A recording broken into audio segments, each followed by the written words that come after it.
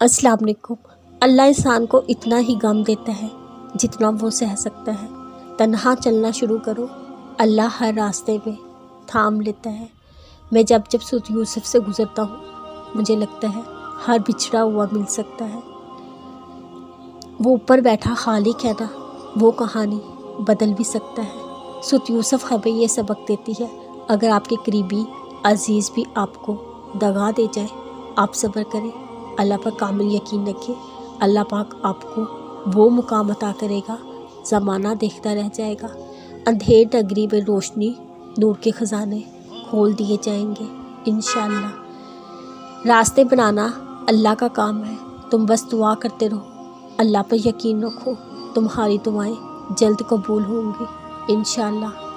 यकीन करो, अल्लाह अपने बंदे को गिरने से पहले ही थाम लेता है।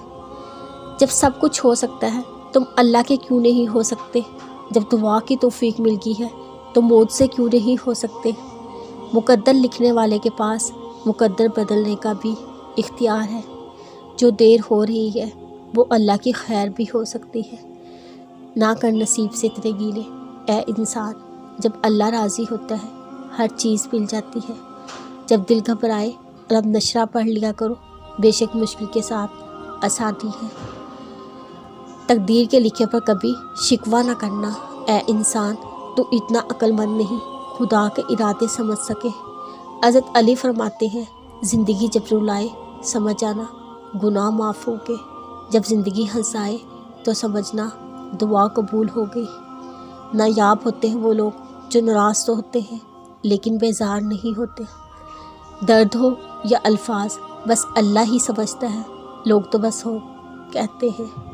खामोशी भी उसकी महसूस होती है जिसका बोलना अच्छा लगता हो, जिनका इरादा हो साथ निभाने का, वो जनाजे के पीछे जनाजा लगा देते हैं।